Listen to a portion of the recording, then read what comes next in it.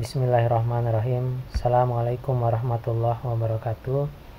Selamat sore, salam sejahtera untuk kita semuanya. Sebelumnya perkenalkan, saya M. Ardiansah. Saya dosen statistik dasar Universitas Indraprasta PGRI. Nah, untuk pembelajaran statistik dasar ini tentunya nanti akan diperlukan yang namanya alat bantu kalkulator maupun tabel statistik. Mohon dipersiapkan. Nah, tujuan daripada perkuliahan pada kesempatan kali ini, pertemuan pertama, yang pertama kita menjelaskan pengertian statistik itu apa ya. Terus kegiatan statistik itu apa saja, fungsinya apa, data statistik itu seperti apa, metode pengumpulan datanya seperti apa ya, dan pengukuran data statistiknya. Nah, sebelumnya ini SAP yang akan kita tempuh dalam waktu 1 semester ya. Ada 14 kali pertemuan. Nah, ditambah dengan UTS maupun UAS. Nah, untuk penilaiannya saya sama seperti dosen-dosen yang lain ya. Ada UTS 30%, UAS 50%, tugas dan kehadiran 20%. Jadi total akhirnya 100%. Nah, yang pertama kita masuk ke materi pokok ya. Nah, masalah statistika. Jadi yang namanya statistika ini saya mengambil dari beberapa pendapat daripada pakar ya, pakar statistik. Yang pertama dari Sujana tahun 92 mengatakan bahwa statistika itu pengetahuan tentang cara pengumpulan, pengolahan, atau penganalisaan data dan penarikan sebuah kesimpulan berdasarkan data dan analisis yang dilakukan. Nah, sedangkan menurut Nugroho tahun 99 mengatakan bahwa statistika itu merupakan keseluruhan metode pengumpulan dan analisa data.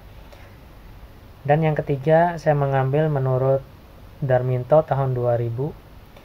Statistika itu menurut beliau adalah pengumpulan, penyajian, analisis, dan interpretasi data secara serta penggunaan metode yang di dalamnya.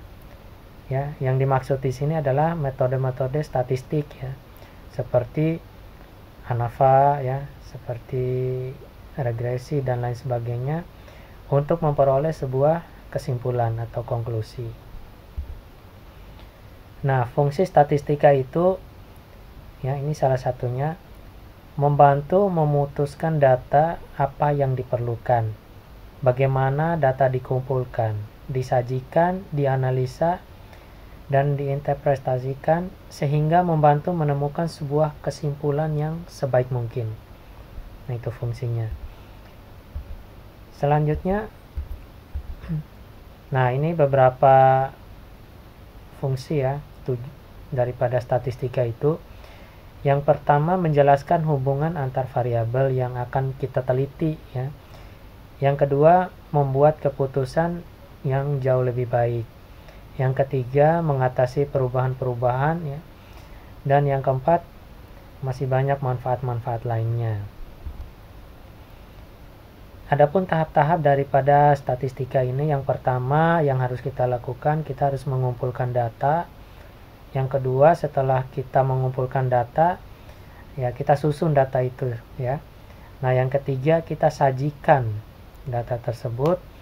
Yang keempat kita analisis, dan yang kelima kita menarik sebuah interpretasi atau sebuah kesimpulan. Nah, adapun cabang statistika ya. Nah, ada dua. Yang pertama statistika deskriptif.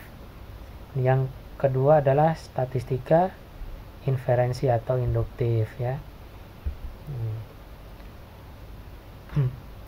Nah, ini yang paling penting, data statistika. Yang harus kita ingat, ada nanti yang namanya data kuantitatif ya. Ingat saja, kuantitatif itu bentuknya angka ya, angka-angka ya. Kalau kualitatif itu ya tidak dalam bentuk angka, tapi dia dalam bentuk narasi nantinya ya, dalam bentuk apa namanya, sebuah konklusi dalam bentuk kata-kata. Nah, seperti itu ya. Kalau data kualitatif ini ya sudah jelas, misalnya rata-rata kecepatan mobil itu 90 km per jam ya. Jadi ada angka-angkanya ya. Kalau yang namanya kualitatif itu ya tidak dalam bentuk angka. Nah, seperti itu ya. Nah, ini syarat data yang baik ya. Jadi data-data yang kita kumpulkan itu dikatakan baik dalam sebuah pengukuran statistik. Yang pertama itu harus objektif ya. Jangan sampai mengambil data yang salah ya. Nah, yang kedua, dapat mewakili atau representatif daripada objek yang akan kita teliti. Nah, yang ketiga, bisa dipercaya. Nah, artinya di sini tingkat kesalahannya sangat minimal. Yang keempat ya, waktunya tepat. Dan yang kelima itu harus relevan ya. Jadi data yang kita kumpulkan itu harus ada hubungannya dengan sebuah permasalahan. Nah, ini masalah populasi dan sampel ya. Kalau populasi itu ya seluruh objek pengamatan tanpa terkecuali. Misalnya ada 30.000 mahasiswa Universitas Indraprasta PGRI. Nah, itu namanya populasi ya, keseluruhan. Kalau sampelnya itu ya sebagian dari populasi yang mewakili daripada populasi itu sendiri.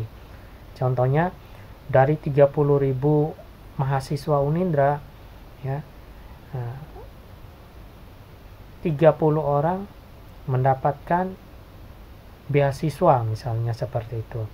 Nah, jadi sampel itu adalah sebagian ya, sebagian ataupun sebagian kecil daripada populasi yang akan diamati, seperti itu ya. Nah, untuk pertemuan pertama mungkin sekian ya, mudah-mudahan ya walaupun agak singkat bermanfaat untuk kita semuanya ya. Saya akhiri ya, selamat belajar dan mudah-mudahan tetap semangat dalam meraih cita-cita kalian semuanya. Saya akhiri, wabillahi taufiq wal hidayah. Assalamualaikum warahmatullahi wabarakatuh.